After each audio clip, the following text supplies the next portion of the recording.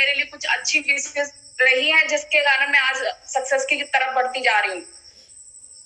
दूसरा थैंक्स करूंगी अपने अचीवर ग्रुप का, जिस ग्रुप में एक कमांडो तैयार किए जाते हैं और जिसका भी लक इस ग्रुप में आने का बन जाए तो समझ लीजिए जिंदगी बनी बनाई है। मैं थैंक्स करना चाहूंगी बड़े दिल से और दिल की गहराइयों से कि सर मैं बहुत ज्यादा आज एक्साइटेड हूँ, पर समझ नहीं आ रहा किन शब्दों में आपका थैंक्स करूं। राजवीर सर और बीरभान चौधरी सर का, क्योंकि इन लोगों ने मुझे इस लायक इस काबिल समझा और अपने अचीवर ग्रुप का हिस्सा बनाया और आज मैं यहाँ तक पहुंच पा रही हूँ।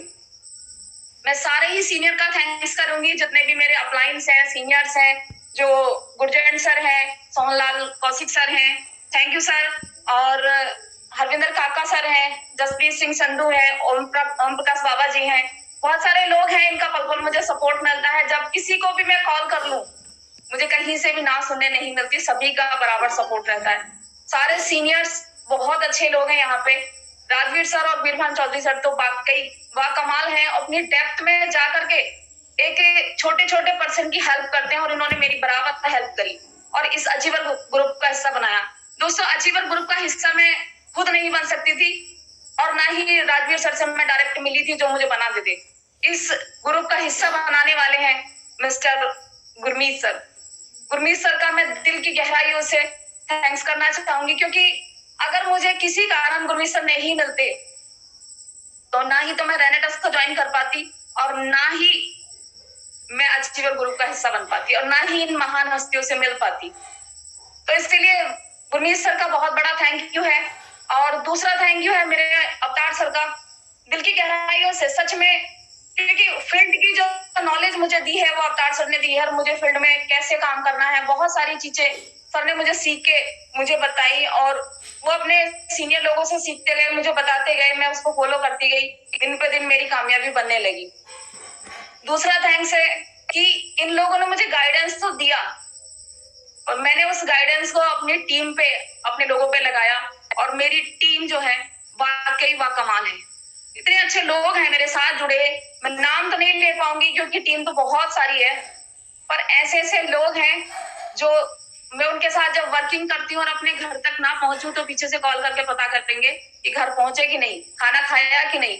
थोड़ा सा अगर मेरी टीम में ये पता चल जाए कि मेरी तबीयत खराब है तो सभी का कॉल आता है। बहुत अच्छे लोग हैं, अपनी बहन बेटी की तरह मुझे मानते हैं। तो इन सब लोगों से, इन हसीन जिंदगी से मिलने के लिए मैंने बहुत सारे स्ट्रगल करे हैं।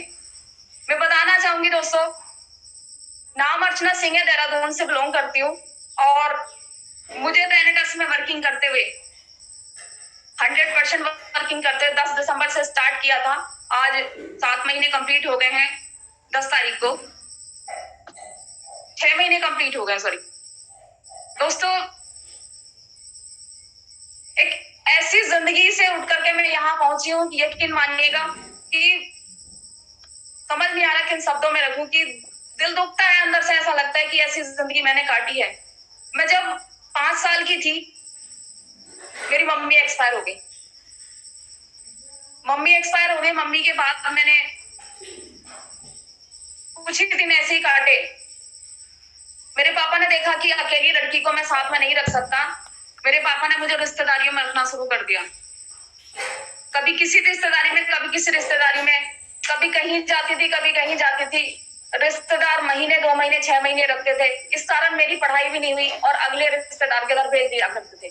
कभी मैं इतनी दूर दूर की रिश्तेदारियों में मैंने अपना जीवन काटा है कि मैं अपने पापा की नानी के घर तक गई और उनके भी आगे जो रिश्तेदार थे उनके घर तक गई। मुझे जब मैं गिनती लगाने बैठी हूँ कि मैंने अपनी जिंदगी में कितनी जगहों पे अपने जीवन के 7-8 साल काटे हैं, तो यकीन मानिए गिनते गिनते याद करती हूँ, मैं सोचती हूँ अच्छा इतने दिन मैं वहां रही थी, इतने दिन वहां रही थी, इतने दिन वहां रही थी।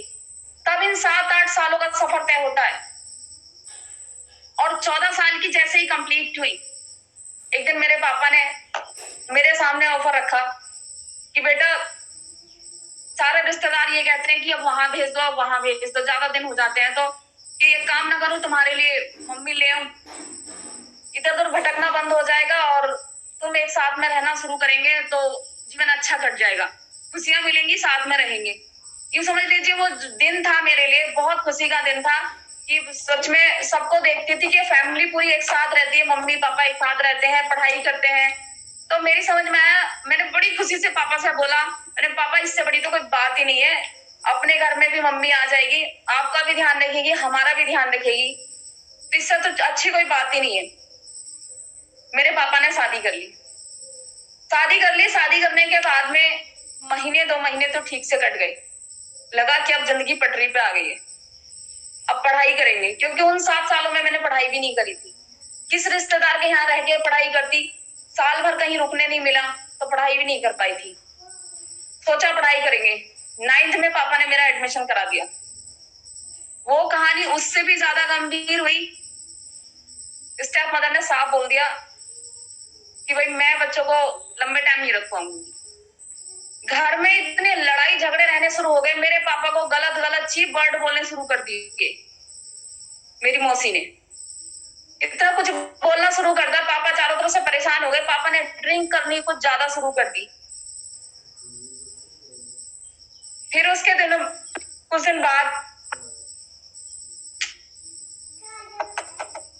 एक समय ऐसा आया कि मेरे मामा लोगों ने बोला कि इधर उधर छोड़ने से, घर में लड़ाई झगड़ा करने से और अपने आप को दुख पहुंचाने से बेहतर है कि तुम लड़की की शादी कर दो। देखने में 17-18 साल से ऊपर की लगती थी, उम्र सिर्फ 14 साल थी। 17 मार्च को मेरा जन्मदिन होता है और मेरी 10 जुलाई को शादी करती। यकीन मानिए, शादी से 5-6 दिन पहले पता चला, जिस दिन मेरी लगन लिखी जा रही थी, सिर्फ 7 दिन की लगन लिखी गई थी, उस दिन पता चला कि मेरी शादी है। जो बच्चा 14 साल का अपने आप को नहीं संभाल पाता, उस एज में उसकी शादी हो गई। लेकिन वक्त बीता, शादी होने के बाद में वहां जाने के बाद जिससे मेरी शादी हुई उसकी एज मुझसे दुगनी थी। दुगनी एज थी और उसने मुझे बच्चों की तरह ना समझ के बड़ों की तरह समझना शुरू कर दिया। मेरे साथ में वो सारी चीजें हुई जो 25-30 साल की लेडीज के साथ नहीं होता। एक बच्चे के साथ ऐसी हरकतें होती रही। मैं दिन पे दिन अपने जीवन को संभालती गई। इतनी कम उम्र में 16 साल की एज में मेरे पास बच्चा था। 16 साल की पूरी हो नहीं पाई, मेरे बच्चे का जन्म हुआ, मेरे बड़े बेटे का जन्म हुआ। मैंने अपने बेटे को संभाला और धीरे धीरे ससुराल वालों ने अलग कर दिया। जब मुझे अपनी ससुराल में अलग किया गया था तो कोई भिखारी को भी ऐसे अलग नहीं करता जब मुझे अलग किया गया था। फैमिली से एक परात में आटा रख के उस पे मिर्च रख के और नमक डाल के मुझे दे दिया था कि नमक की रोटी सेक और खा लो। कोई बात नहीं, समय बीता, वो भी बीता। सब मैंने अपने मायके में दुख बहुत सारे देखे थे, लेकिन ऐसी कुछ चीजें नहीं देखी थी।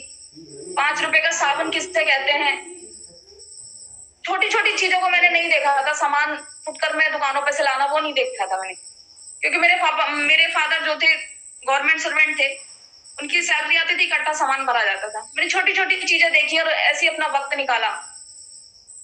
धीरे धीरे वक्त बढ़ता गया, मैंने पार्लर करा, सिलाई करी, कढ़ाई बुनाई करी, धीरे धीरे अपनी जिंदगी पटरी पे आने लगी। कुछ वक्त बीते, ऐसी 7-8 साल बीत गए, मेरे दूसरे बेटे का जन्म हो गया।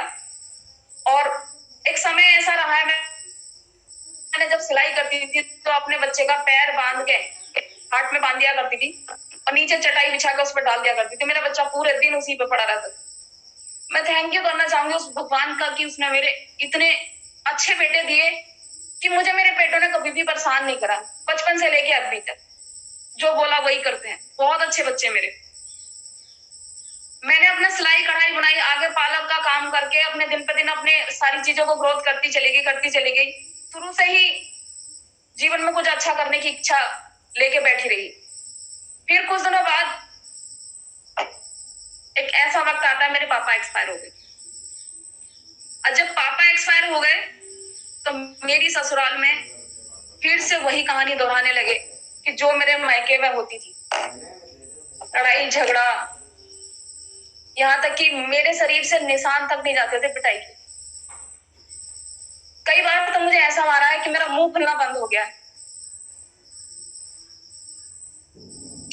लड़ाई झगड़ा दिन पर दिन होता रहा, मेरे साथ में सारी चीजें होती रही।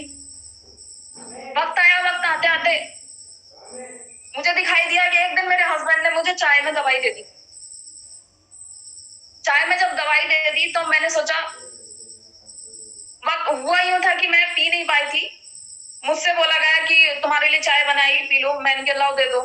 मार्च का महीना था, मैंने सोचा ये भी नाराज नहीं होंगे और मेरी पीने की इच्छा भी नहीं, मुझे चाय दी गई। तो उस चाय को मैंने देखते हुए कि जब वो चले गए तो उस चाय को मैंने नाली में गिरा दिया। मैंने कोई बात नहीं है, कोई बात नहीं है, इनका मन रह जाएगा, मैंने पीनी नहीं है। मैंने उस चाय को उन्हें देखते हुए नाली में गिरा दिया। नाली में गिराने के बाद जब मैंने चाय पलट के देखी तो गिलास के अंदर काली काली दवाई और वो पड़ा हुआ था। तो मैंने उस समय मैंने सोचा, मैंने कहा हो सकता है किसी भगत से कुछ करवा के लेके आए हो और मुझे चाय में पिला रहे हो। तो मैं चल छोड़, मैं इन सब चीजों को नहीं मानती हूँ, मैं सीधा भगवान को मानती हूँ, इन सब चीजों पर विश्वास नहीं है। मैंने कुछ ना होने का। जाने के बाद थोड़ी देर बाद मेरे पास आए और आके बोले चाय पी ली? मैंने कहा हाँ पी ली। चले गए, कोई बात नहीं। हर 2 मिनट में, 5 मिनट में, 10 मिनट में मेरे पास फोन आना शुरू हो गया। मेरा शक बढ़ता गया। मैंने कहा अगर भगत जी वाला कुछ सिस्टम होता तो ये मुझे बार बार कॉल नहीं करते। मेरे अंकल जी हैं, मैंने उन्हें कॉल लगाया। मैंने कहा अंकल जी के बारे में बताऊं, उन्होंने मुझसे जब हमारे घर में लड़ाई झगड़े हुए थे तब उन्होंने मेरे सिर पे हाथ करके बोला था, बेटा अब से तुम्हारे माँ बाप भाई बहन मैं ही हूँ, कोई भी टेंशन हो तो तुम मुझे याद कर लियो, मैं तुम्हारे साथ। मैंने अंकल को फोन लगाया, मैंने कहा अंकल जी ऐसे ऐसे बात है, बार बार फोन करें ये बात है। बोले कि काम करो, उस कप को तुम धोना मत, मुझे दे दो। मैंने कहा ठीक है। मैंने उन्हें कप दे दिया और कप देने के बाद उन्होंने चेकअप के लिए पहुंचा दिया। दूसरे दिन को वही कहानी दोहराई जाने लगी कि हो सकता है इसने पी ना हो, कुछ रहा हो। तो मुझसे बोले चाय बनानी है, तो मैंने कहा चाय मैं बना लेती हूँ।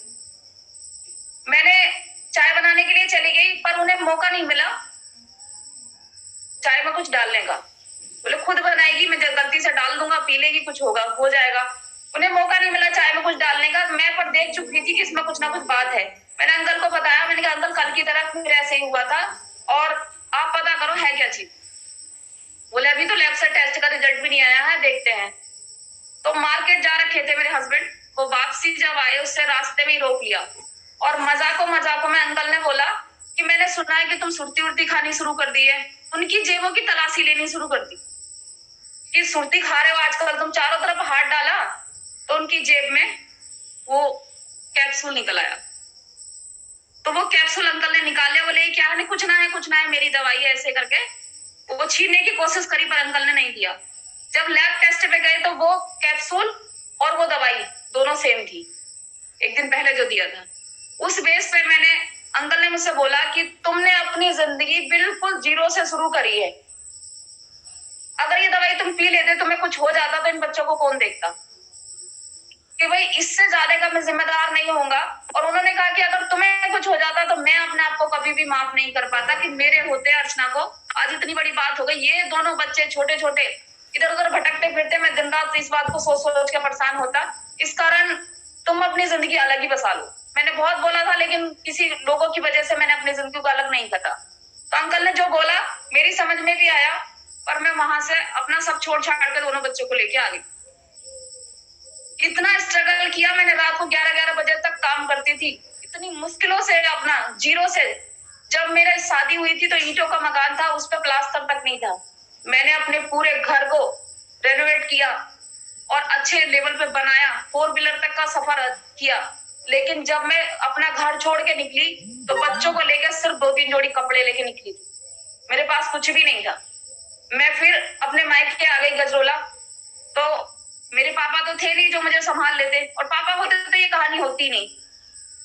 तो उसके बाद मासी के साथ में रही, अपने स्टेप मदर के साथ रही। तो उन्होंने 8-15 दिन के अंदर ही मुझसे बोला कि बेटा अगर तुम रिश्तेदारी में आते, घूमने के लिए आते, वो अलग बात है, 1 महीना भी रह लो, अब तुम आई हो रहने के लिए, हमारे बस की बात नहीं। सोचने वाली बात है कि मेरे पास कुछ भी नहीं था। मैंने इतने कम वक्त में इतनी सारी परेशानियों का सामना करके रो पीट के अपना घर समझ के आ गई थी, अपने बच्चों को लेके आ गई थी।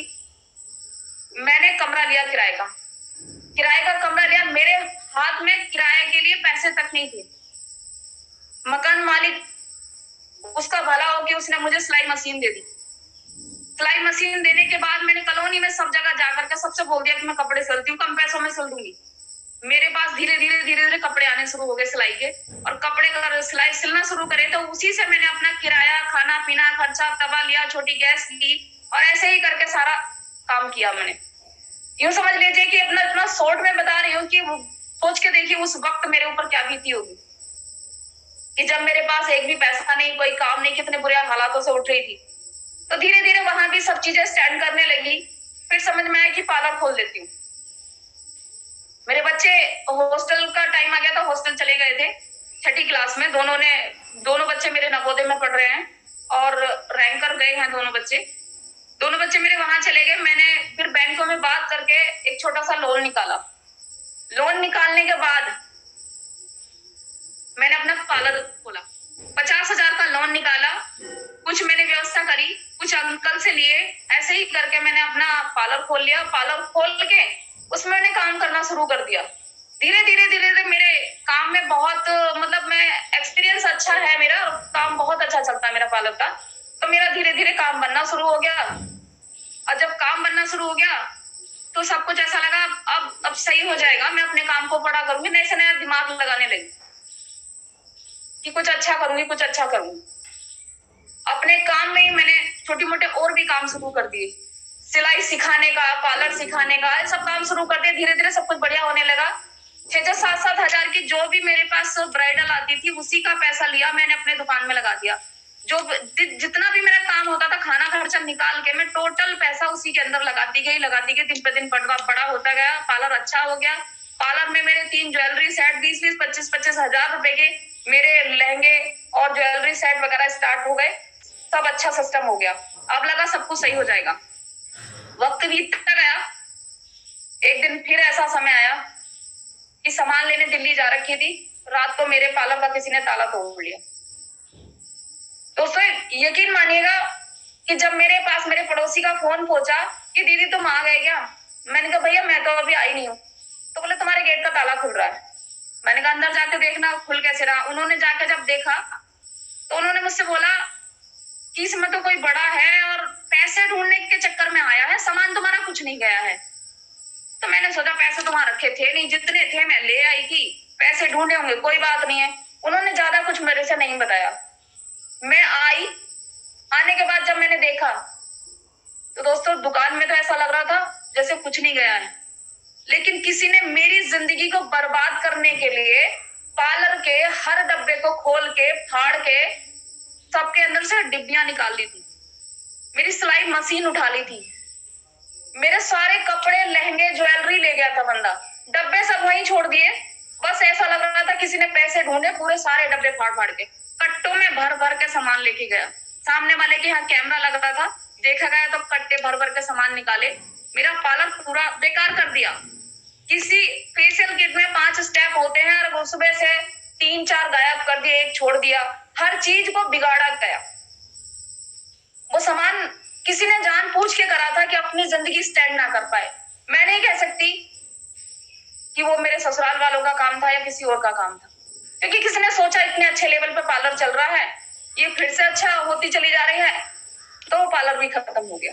अब उस समय दूसरी बार मेरी जिंदगी जीरो पे आ चुकी, सॉरी तीसरी बार।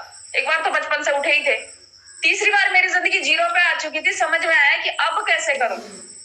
फिर उसके बाद मैंने डिसीजन लिया कि ये सारी चीजें चलती रहेंगी। अगर मुझे अपनी जिंदगी के लिए कुछ बड़ा करना है और अपने बच्चों के लिए कुछ बड़ा करना है और नाम कमाना है, गो माँ बन के दिखाना है कि कहे कि एक अकेली माँ ने अपने बच्चों को कहां से कहां पहुंचा दिया, कुछ ऐसा करना है। दिमाग में बहुत सारी चीजें आई। हालात इतने बुरे बीते मेरे पे, यकीन मानिए कि 1 साल मेरा रोते बीता है। कोई दिन ऐसा नहीं गया था मेरी जिंदगी का जिस दिन मेरे आंसू ना गिरे हों। वक्त बीतता गया। फिर उसके बाद मैंने डिसीजन लिया यहाँ से जाने का। मैं देहरादून शिफ्ट हो गई। और देहरादून में जाने के बाद मैंने फिर बैंक में बात करी कि मुझे देहरादून जाने से पहले ही बैंक में तो पहले ही बात कर दी थी कि मैं आपका पैसा सारा चुका दूंगी, मुझे 4 लाख रुपए तक का लोन चाहिए। बैंक वालों ने बोल दिया, बातचीत की गई क्योंकि मेरे बैंक स्टेटमेंट बहुत अच्छी रह रखी थी पहले, और मैंने लोन उतारने में और अपने हाथ को सच्चा करने में बहुत मेहनत की। तो बैंक से मेरी बातचीत हो गई क्योंकि उस समय मेरे पास गाड़ी और घर के कागज वगैरह सब थे, मैंने खुद से बनाए थे, वो किसी से दिए हुए नहीं थे। तो मैंने वहां रख करके अपना 4 लाख रुपए तक का फाइनेंस करा लिया, और मैंने बीएलसीसी में पीडीसी कोर्स करने के लिए डिसीजन ले लिया। लेकिन वो जाने के वो तो 6 महीने बाद की बात थी। एक समय ऐसा था जब मैंने देहरादून में कदम रखा और कुछ ही दिन बाद लॉकडाउन लग गया। मेरे पास एक भी पैसा नहीं था, लोन फाइनेंस होने में कुछ वक्त लग रहा था, कहीं दूर दूर तक पैसा नहीं था। तो यकीन मानिए कि मैंने वहां भी जाके सारे यही काम किए, यहाँ तक कि मैंने चने तक बेचे। किसी ने बताया यूट्यूब पे देख करके स्प्राउट कैसे बनाते हैं, चने रात को भिगो के रख दिए और उसके स्प्राउट हो जाने के बाद गोभी बेचे, मूंग दाल स्प्राउट करके बेची, जूस का काम करा, किसी से जूस उठाती थी और आगे सेल करती थी, उसमें मेरे एक पैकेट पे 10 रुपए बच जाते थे, 5 रुपए बच जाते थे। वो काम करना शुरू करा, घर घर पहुंचाना शुरू करा। धीरे धीरे मैंने उसमें भी वक्त काटती चली गई। लोन फाइनेंस हो गया, मैंने बीएलसीसी में एडमिशन ले लिया, 3.5 लाख रुपए लगा करके मैंने अपना कोर्स स्टार्ट कर लिया। अब कोर्स कर ही रही थी, उन्हीं कुछ दिनों बाद मेरे पास धीरे धीरे पैसा खत्म होता जा रहा था, क्योंकि क्लास भी अटेंड करनी थी बहुत सारी। जब कंडीशन दिख रहा चारों तरफ से पैसा लगा करके मैं अपना क्लास कर रही हूँ, तो मुझे वक्त अपनी क्लास को देना था। मैंने पार्लर सीखा, पार्लर सीख के कुछ वक्त रहा, उसी बीच में मैं सच में उस गॉड का थैंक यू करूंगी कि मुझे उन्हीं हालातों में गुरमीत सर से मिलवाया। जब मुझे गुरमीत सर से मिलवाया, ईश्वर ने मुझे तो बहुत सारी चीजें ऐसी रही कि मन में बहुत सारे सवाल जवाब होते थे कि नेटवर्किंग बड़ी बेकार चीज है। मेरे पास किसी का काशीपुर से फोन आया और उन्होंने बोला, बेटा तुम काशी वहां मैं किसी बंदे को भेज रहा हूँ और तुम कुछ समझ लेना, तुम्हारे लिए बहुत अच्छी चीजें, इधर उधर के काम करने से बेहतर है कि तुम इसको कर लो। तो कोई बात नहीं, गुरमीत सर को भेज दिया। तो मैंने बोल दिया था, मैंने चाय बना के पिला दूंगी, आपने भेजा है तो मैं मना नहीं कर सकती, चाय बना के पिला दूंगी, बाकी कुछ नहीं है। तो बोले ठीक है, लेकिन प्लान तुम्हें नहीं बताएंगे, तुम्हारे रूम पे किसी और को बताएंगे। मैंने कहा चलो ठीक है। गुरमीत सर आए, गुरमीत सर एक पूजा नाम की लड़की थी, उसको प्लान समझा रहे थे और मैं किचन में चाय बना रही थी। मैंने कहा सर आप प्लान बताओ, मैं चाय बना लेती हूँ। बोले ठीक है। सर ने भी मुझे फोर्स नहीं करा, लेकिन जब मैं चाय बना रही थी, मेरा रूम में किचन था, तो चाय बनाते बनाते जब सर बता रहे थे तो मुझे कुछ अच्छा लगने लगा। मैंने कहा मैं चाय बाद में बना लेती हूँ, प्लान सुन लेती हूँ। तो सर बोले कि मैं भी यही चाहता था। सर ने मुझे प्लान के बारे में बताया और बता करके सारे सिस्टम की पावर बताई। उस समय इतने अच्छे से समझ में नहीं आई, सिर्फ एक बात समझ में आई कि सर मैंने बहुत सारे लोगों को देखा है कि पेपर पे करोड़पति बनाते हैं, लेकिन आज तक मेरी नजरों में करोड़पति नेटवर्किंग से कोई बना नहीं, क्योंकि मेरी नजरों में वाकई नहीं बना था। मेरे टच में ऐसे कोई लोग ही नहीं थे जो नेटवर्किंग में आके करोड़पति बने हो। तो बोले कि तुम अगर करोड़पति बनना चाहती हो और तुम्हारे पास करोड़ों रुपया है, अरबों रुपया है, तो तुम इसको रेडिटस को मत करना। और तुम करोड़पति बनना भी चाहती हो और तुम्हारे पास कोई ऐसा स्टैंड प्लेटफॉर्म भी नहीं है और पैसा भी नहीं है, तब तुम रेडिटस को छोड़ना मत, बेस्ट अपॉर्चुनिटी है। सिखाएंगे हम कि आज मेरा जो पे आउट चल रहा है, उस समय गुरमीत सर का पे आउट था 18-20 हजार का वीकली का, 70-80 हजार रुपए गुरमीत सर के उस समय थे। मुझे दिखाए, बोले इतना पैसा चल रहा है। मैंने सोचा मेरे लिए तो ये भी बहुत बड़ी बात है, 70-80 हजार रुपए बहुत बड़ी बात है, जो जिसके पास बिल्कुल कुछ भी ना हो। मैंने कहा ये तो बहुत अच्छी बात है कि आपको इतना पैसा आ रहा है। सर मेरा अपना नंबर डायरी पे लिख के चले गए थे, मैंने पैसे का अरेंजमेंट करके ज्वाइनिंग करी। ज्वाइनिंग करने के बाद में मैंने बहुत सारी कुछ गलतियां कर दी। मुझे जो सिस्टम बताया गया था वो मैंने फॉलो तो छोड़ो, कुछ भी नहीं करा। एक अपनी सारी बातों को रखने से पहले एक छोटी सी स्टोरी पे आऊंगी। मैंने पहले में जो गलतियां करती थी, गलतियां मेरी ऐसी रही कि जो मुझे सिस्टम बता के चले गए, मैं सच बता रही हूँ दोस्तों, जो गलती मैंने करी है वो आप मत करना। रेनेटस वो प्लेटफॉर्म है, जिंदगी बदल देगा। मैंने गलतियां की हैं, मुझे जूम का लिंक जाता था, मैंने कभी अटेंड नहीं करा। सीनियर का कॉल आ गया कि तुम जूम मीटिंग में नहीं हो, तो मैं क्या करती थी, उठाया फोन, जूम मीटिंग अटेंड किया और म्यूट लगाया, साइड रखा और सो गई। कोई बात नहीं, सर ने देख लिया, हाँ जूम, हाँ हाँ सब अच्छा था बस।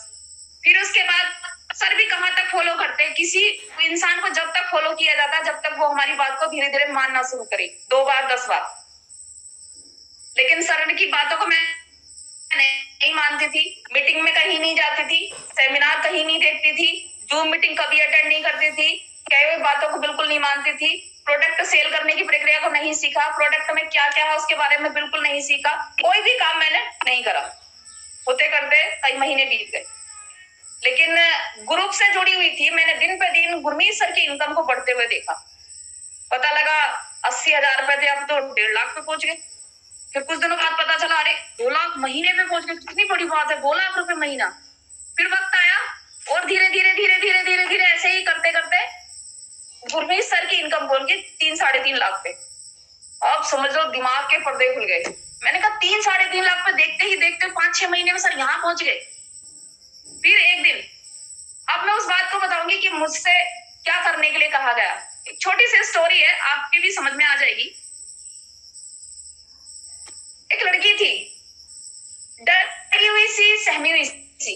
मेरी बात को गहनता से सुनना, और इसके बाद आप, अगर आपकी समझ में आई तो आज के बाद जो नए पर्सन है जिंदगी में चेंज आएगा, 101% चेंज आएगा।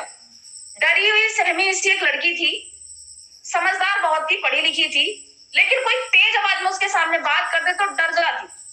काम सब करती थी लेकिन दूसरों के बताए हुए पे काम करती। वो जिससे उससे जो बोलता था वो ऐसे कर दिया, अपना दिमाग बिल्कुल नहीं लगाती, और बताए हुए पे भी कुछ कर दिया, कुछ नहीं करा। ऐसा वक्त बीतता गया, ससुराल वाले भी उसे बहुत ज्यादा मतलब टॉर्चर करने लगे, हस्बैंड भी टॉर्चर करने लगा। एक वक्त आया, धीरे धीरे वो चलती रही, लेकिन एक दिन अचानक हुआ यूं, दोस्तों उसका एक्सीडेंट हो गया।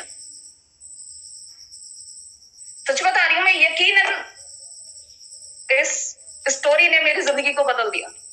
उस लड़की का एक्सीडेंट हो गया और उसे ले जाया गया अस्पताल में एडमिट कर दिया, उसका ट्रीटमेंट किया गया, और उसके बाद डॉक्टर ने जो बात बोली चौंकाने वाली, वो ये थी कि इसकी 27 साल की मेमोरी डिलीट हो गई है। अब ये अपना बैकग्राउंड कुछ नहीं जानती कि पिछले दिनों में इसके साथ क्या हुआ था, कौन सा इसका हस्बैंड है, कौन सी इसकी सास है, कहाँ ये फैमिली में पैदा हुई और कहाँ ये ससुराल में रह रही, इसे कुछ नहीं पता। ये कोरा पेपर है, कुछ भी नहीं पता। तो उन्हीं दिनों हॉस्पिटल से निकलने से पहले उसे कोच मिला, उसे गाइडेंस देने वाला मिला, और उसे वो सब चीजें सिखाई गई। एक एक चीज ऐसी सिखाई गई, उसने फॉलो किया, क्योंकि उसका डरा सहमा पुरानी जिंदगी तो वो भूल चुकी थी ना, पूरी तरह से उसने अपने आप को कोरा पेपर कर दिया था। और पुरानी जिंदगी भूलने के बाद जो उसे कोच ने जो बताया, उसके गाइडेंस में जो जो उसे बताया गया वो करती गई।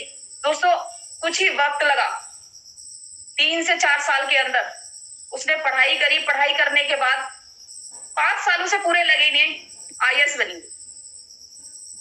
जो डरी सहमी लड़की पढ़ी लिखी होने के बावजूद घर में सिर्फ खाना पका रही थी, लोगों की सुनती थी, IAS बनी। मेरी समझ में आया कि पुरानी चीजें खत्म करने से, अगर जिंदगी को दोबारा जीरो से शुरू करने से इतना कुछ हो सकता है, तो मैं भी सारी चीजें खत्म कर दी। फिर मैंने गुरमीत सर को बुलाया, गुरमीत सर ने मुझे सारी चीजें बताई। मैंने अपने आप को कोरा पेपर करा। मैंने ये नहीं कहा कि मैं बहुत कुछ जानती हूँ, पार्लर जानती हूँ, दुनियादारी देखी है, प्रॉब्लम देखी है, मैंने कुछ नहीं कहा। मैंने अपने आप को एक बच्चे के समान उनके सामने रख दिया। मैंने कहा सर आज के बाद पक्का प्रॉमिस कर रही हूँ, जो आप बोलेंगे मैं ई फॉरवर्ड बिल्कुल नहीं लगाऊंगी। सर ने मुझे बड़े अच्छे तरीके से सिस्टम समझाया। समझने के बाद एक वक्त ऐसा आया, सर ने जब मुझे सिस्टम समझाया और समझाने के बाद मैंने सोचा 100% मैं जो सर बोलेंगे इतनी सी चीज से भी बाहर नहीं जाऊंगी। वैसे ही यूं समझ लीजिए, मेरी जिंदगी को बदलने वाले 2 शख्स हैं, पहले गुरमीत सर और दूसरे अवतार सर। इन दोनों ने मुझे बड़े अच्छे गाइडेंस दिए और सारी चीजें सिखाने के बाद लिया 10 दिसंबर को। 10 दिसंबर को मैंने अपना काम 100% अपनी सारी चीजें साइड करके स्टार्टअप लिया। और जब सारी चीजें साइड करके स्टार्टअप लिया, मैंने उस दिन से अभी तक एक भी सेमिनार 250-300 किलोमीटर के आसपास के क्षेत्र का एक भी नहीं छोड़ा है, एक मीटिंग नहीं छोड़ी है। सबने मुझसे बोला 4-5 प्लान तुम्हें पर डे के करने हैं, मैंने 4-5 प्लान पर डे के किए हैं। मैंने एक एक दिन में 300 किलोमीटर अपनी स्कूटी को दौड़ाया है। इतने कम वक्त में मैंने अपने काम को दिन पे दिन बढ़ाया है। मुझसे कहा गया तुम्हें 5 प्लान करने हैं, जो पहले गलतियां की थी वो सब मैं खत्म कर चुकी थी पूरी तरह से, कि तुम्हें 5 प्लान पर डे के करने हैं। मैं ठीक है सर, हो जाएंगे। तुम्हें होम मीटिंग करनी है, 15 से 20 दिन बाद ही तुम्हें होम मीटिंग स्टार्ट करनी है। मैं ठीक है सर, हो जाएंगे। वो करना स्टार्ट किया, 500 सीसी हुआ, 1000 सीसी हुआ, एग्जीक्यूटिव लेवल पे आ गई। धीरे धीरे मेरा वक्त ऐसा लगा कि मैं सारे कामों को करती गई, मेरे पास धीरे धीरे कामयाबी आती गई। दोस्तों, लास्ट टाइम मैं आई थी 13 जून को चंडीगढ़, अपने सारे सीनियर लोगों से मिलने का मौका मिला। ये मेरे लिए एक बहुत अच्छी बात है कि सर ने जो गाइडेंस दिया उसको फॉलो करके तो मैं बन गई थी एग्जीक्यूटिव। अब बारी थी कुछ बड़े स्टेप की। वो बड़ा स्टेप करने के लिए मुझे मौका मिला राजवीर सर के साथ बैठने का। Thank you so much Rajveer sir, Birban Chaudhary sir, आप लोगों ने मुझे बहुत सपोर्ट किया। और मैं जब 13 जून को वहां आई, वहां से मैंने बहुत सारी चीजों को सीखा, सीनियर लोगों की बातों को सुना और सुनने के बाद बहुत सारी चीजें सीखी। सीखने के बाद अपने आप से कमिटमेंट लेके आई थी कि मैंने अपना सीनियर इसी महीने में निकालना है। दोस्तों, 20 दिन के अंदर मैंने अपना सीनियर निकाला। कमिटमेंट लेके आई थी। सर ने मुझसे उस समय बोला था, राजवीर सर ने, कि तुम अगली बार सीनियर पे आ रही हो। मैं सर को पक्का प्रॉमिस करके आई थी। मैंने कहा सर बिल्कुल सीनियर पे आ रही हूँ। सीनियर एग्जीक्यूटिव करने के लिए मैंने दिन रात एक कर दिए। यकीन मानिए सर, रात को 12 बजे से पहले इन 20 दिनों में सोई नहीं हूँ, और सुबह 6 बजे से पहले और 6 बजे के बाद उठी नहीं। मैंने 5-6 घंटे पूरी नींद नहीं हुई है। मेरे को फील्ड से आते आते ही 10:30-11 बज जाते हैं। 1-1 बजे, 1:30 बजे मैं अपने रूम पे पहुंचती हूँ और जाकर के फिर 3-4 घंटे पूरी तरह से सो नहीं पाती हूँ। 1:30 बजे बंदा पहुंचेगा, आधा घंटे का हो ही जाता है, टाइम लग ही जाता है। मैं 2-2 बजे सोई हूँ और सुबह 6 बजे उठ गई। 4 घंटे की 5 घंटे की नींद मैंने पूरी करी और उसके बाद अपने आज सीनियर निकाल दिया। मुझे सच में अपने सीनियर लोगों पे गर्व है, इनके गाइडेंस बड़े अच्छे। कितने करोड़पति लोगों से बात करने का मौका तक नहीं मिलता, फोन पे भी बात करने का मौका नहीं मिलता। सब देखते हैं कि ये करोड़पति हैं, पर यहाँ तो करोड़पति लोगों के साथ बैठने का मौका मिलता है, बात करने का मौका मिलता है, उनकी गाइडेंस मिलती है। सच में मैंने बहुत सारे कॉन्सेप्ट में लोगों को फेल होते देखा है, लेकिन इस कॉन्सेप्ट में मैंने बहुत सारे लोगों को पैसा कमाते देखा है। फिर वही आ जाती है बात, मुझे कुछ दिखाई दी। रेनेटस में भी मैंने कुछ चीजों को देखा। कुछ शब्द बोलूंगी, शायद हो सकता है मेरे कार्ड में लगे, कि रेनेटस में भी 100% लोगों को मैंने वर्किंग करते देखा और 10% लोगों को कामयाब देखा। मैंने फिर सर से पूछा, मैंने कहा सर ये सिस्टम कैसे हो रहा है? तो सर ने बताया जो तुमने करा है वो सब कर नहीं रहे, पिछली अपनी कुछ चीजों को साइड करते ही नहीं है। मैं बहुत समझदार हूं, मैं बहुत समझदार हूं, वाली कहानी चली रहती है। एक छोटी सी बात बताऊंगी। एक नाव में बैठने के लिए एक विदेश से अंग्रेज आया, मतलब एक पढ़ा लिखा समझदार पर्सन था, अंग्रेज नहीं कह सकते। वो आया और नाव की सवारी कर रहा था। तो नाव वाले से बोला कि तुम्हें पता है एप्पल फोन किसने बनाया? वो बोला मुझे नहीं पता। उसने बोला तुम्हें पता है? वो बोला मुझे नहीं पता एप्पल फोन किसने बनाया। तो बोला तेरी जिंदगी 25 आने बेकार, जो तुझे ये नहीं पता एप्पल फोन किसने बनाया। फिर बोला वो आदमी, समझदार पर्सन, कि तुझे ये पता है कि ये ट्रेन की शुरुआत कहां से हुई? बोला मुझे ये भी नहीं पता। बोला तेरी जिंदगी 50 आने खराब। अब थोड़ी देर में फिर बोला कि तुझे पता है कि नेटवर्क का सिस्टम कहां से स्टार्ट हुआ? ये मोबाइल नेटवर्क फोन बनाने के लिए कि हम कॉलिंग पे बात करेंगे, किसने स्टार्ट करा? उसने वो भी मना कर दिया कि मुझे नहीं पता। बोला तेरी जिंदगी 75 आने खराब। अब इतने में तूफान आ जाता है। तूफान आया और नाव डगमगाने लगी, तो वो बोला, नाव चला रहा था, उसने पूछा उस बंदे से कि तुम्हें तैरना आता है? बोला मुझे नहीं आता। बोला तेरी जिंदगी 12 आने खराब।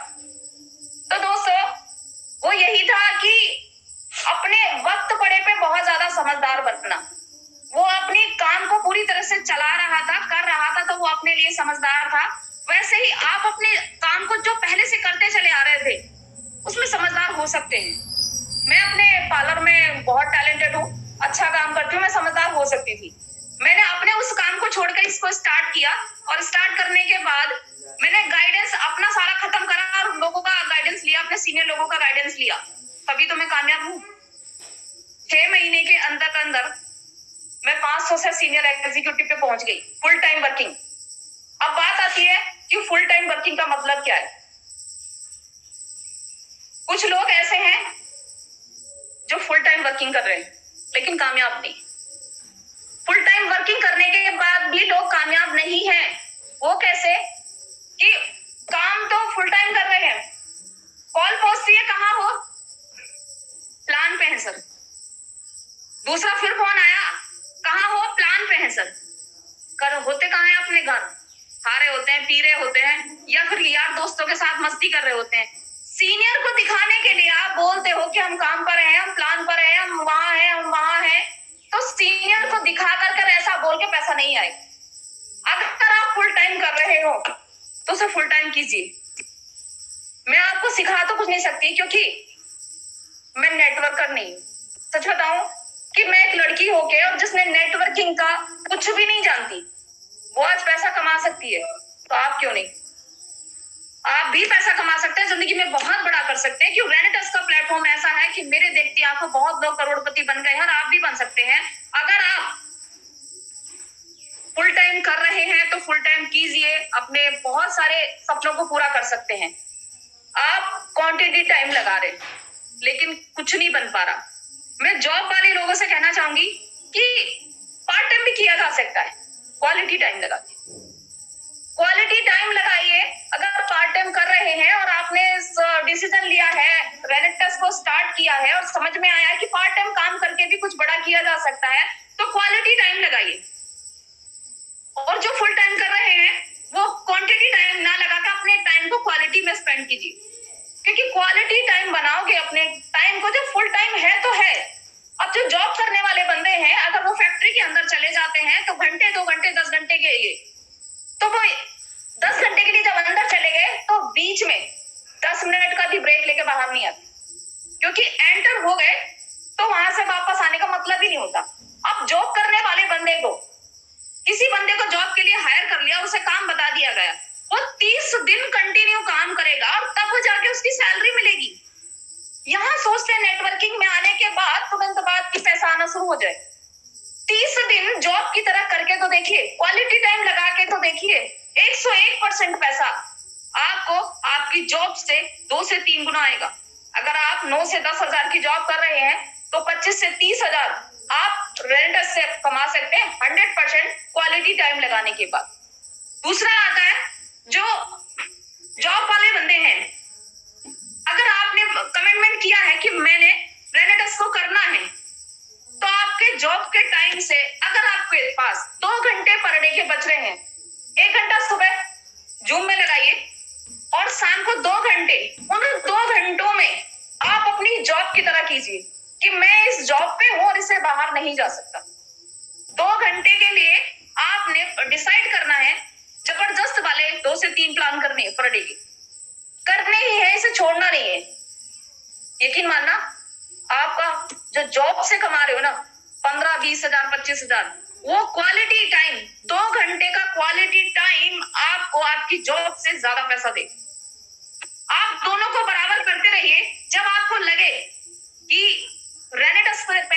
आपकी जॉब से ज्यादा आने लगा है और आपको दिखाई दे जाए कि आने वाले टाइम में मेरा पैसा यहाँ डबल ट्रिपल बहुत बढ़ा जा सकता है। दोस्तों मैं इस बात को कहना चाहूंगी कि जॉब करने वाले बंदे अगर 20,000 रुपए की पर मंथ की सैलरी इस समय ले रहे हैं तो आने वाले 10 सालों में उनकी सैलरी 1 साल नहीं होगी, सॉरी उनकी सैलरी 1 लाख रुपए नहीं होगी। आने वाले 10 सालों में उनकी सैलरी 1 लाख रुपए नहीं होगी।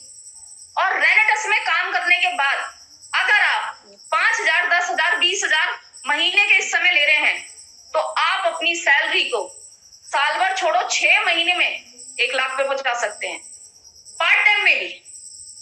और 10 साल में आने वाली कहानी क्या बदलेगी, आपकी पुश्ते बैठ के खाएंगी, इतना पैसा देकर है। जो नए लोग हैं उनसे मैं सिर्फ इतना ही कहूंगी कि हकीकत है यहाँ एक्चुअल पैसा आता है। दूसरी चीज, एक छोटी सी बातों को ऐसे रखना चाहूंगी, देखिए आज के टाइम जितने भी करोड़पति लोग रेनेटस से अलग भी हैं, हर जगह जहां जहां करोड़पति लोग हैं, आप उनकी बैकग्राउंड की हिस्ट्री उठाइए। दुख किसकी जिंदगी में नहीं था? क्या मेरी जिंदगी में दुख नहीं था? क्या 14 साल की एज में शादी होगी वो मेरे लिए दुख नहीं था? क्या मेरे साथ मार पिटाई लड़ाई झगड़े किए गए वो मेरे लिए दुख नहीं था? उनसे मैं बढ़ती गई और आज यहाँ पहुंच गई। जो बंदा आज करोड़पति है उनका बैकग्राउंड उठाइए, बहुत सारी परेशानियों से बंदे निकले हुए हैं और आज करोड़पति है। एक ऐसा, जैसे कि मैं जितने भी सीनियर हैं उनके बारे में कहना चाहूंगी, जैसे राजवीर शेखर सर हैं, मीरबान चौधरी सर हैं, ओपी बाबा सर हैं, जसप्रीत संधू सर हैं और काका सर हैं और सोहन लाल सर हैं, गुरजंट सर हैं, ये इतने सारे सीनियर लोग हैं। और हमारे गुरमीत सर हैं। गुरमीत सर की तो हिस्ट्री जब मैं सुनती हूँ तो आंखों में आंसू हमेशा आ जाते हैं, ऐसी ऐसी कहानी बीत रखी है उनपे। तो ऐसे लोगों का, ऐसे मानिए कि ये दर्द का समंदर है, दर्द के समंदर में इन लोगों ने अपने आप को पूरी तरह से डुबोया है। ये डूबे हुए थे, पूरी तरह से डूबे हुए थे और उस दर्द के समंदर के अंदर ये लोग अपने हाथ पैर मार रहे थे, कोई रास्ता दिखाई नहीं दे रहा था, ये पानी से बाहर नहीं आ पा रहे, उस दर्द के समंदर से, उन दुखों से बाहर नहीं आ पा रहे थे, पर दिमाग लगाया कि कोई तो रास्ता होगा, यहाँ से निकल के तो लोग जाते हैं, जीरो से क्या लोग हीरो नहीं बनते। इन लोगों ने अपना दिमाग लगाया और दिमाग लगाने के बाद कि जीरो से हीरो बना जा सकता है, इन्होंने अपने दिमाग को अच्छी जगह लगाया, गलत बातों में नहीं लगाया, उल्टी सीधी चीजों में नहीं लगाया, दिमाग को सही जगह लगाया। उस दर्द के समंदर से धीरे धीरे ये पार चलते चले गए।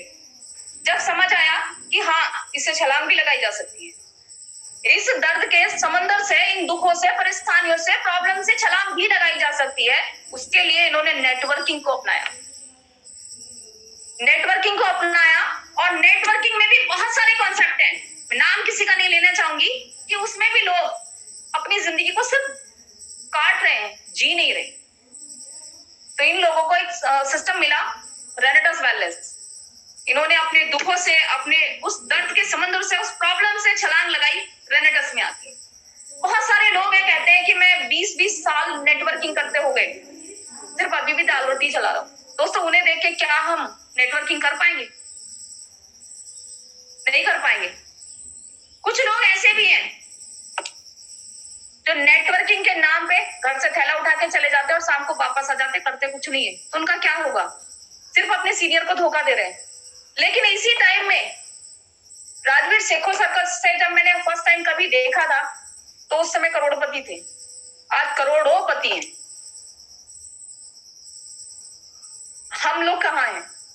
आपने रेनेटस में बहुत सारी चीजें देखी होंगी, रेनेटस को ज्वाइन किया, आपकी जिंदगी बदल सकती है, 101% बदल सकती है। रेनेटस का ऐसा प्लेटफॉर्म है कि अपनी कुछ चीजों को बदलिए, बदलना पड़ेगा। बड़ी अचीवमेंट लेने के लिए कुछ बड़े को दांव पे लगाना पड़ता है। मैं अपने पार्लर में बहुत ज्यादा टैलेंटेड थी, बहुत अपने आप को गर्व करती थी कि भाई मैं दुनिया की चीजें छोड़ दूंगी पर अपना पार्लर कभी नहीं छोड़ूंगी।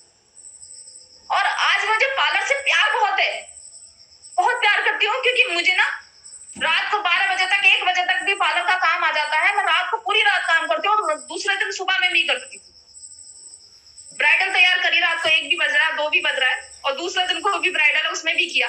मुझे एक खुशी मिलती थी काम करते हुए पार्लर के काम में, कि 24 आवर्स काम करने के लिए तैयार रहती थी। वो खुशी आप रेनेटस में फील करके देखो, फील करो कि आपके जितने प्लान हो आपको खुशी मिले, जितना भी आप लोगों से मिलते जाओ आपको खुशी मिले। आप प्यार करो रेनेटस से। I love रेनेटस। आप खुशी खुशी रेनेटस को कीजिए। यकीन मानिए कि आपको रेनेटस से वो प्यार हो जाएगा कि किसी काम से नहीं हुआ। मैंने अपने बड़ी अचीवमेंट के लिए बड़ी चीज को दांव पे लगाया और अपने पार्लर को इतनी लगाव वाली चीज को साइड कर दिया। ऐसे यार बहुत सारे लोगों की जिंदगी में कुछ चीजों से बहुत ज्यादा प्यार होगा कि भाई मैं सब कुछ कर सकता हूँ, ये नहीं छोड़ सकता, कुछ वक्त के लिए छोड़ना पड़ेगा। मैं पार्लर फिर भी स्टैंड कर सकती हूँ, पार्लर खुलवा के लड़कियां रख सकती हूँ, मेरे पास बहुत सारा पैसा होगा, 10-20 लाख रुपए लगा करके पार्लर स्टैंड कर सकती हूँ, क्या दिक्कत है। अपना किसी भी काम में पैसा इन्वेस्ट करके मैं अपने काम को ट्रेडिशनल काम कर सकती हूँ जब बहुत सारा पैसा होगा तब।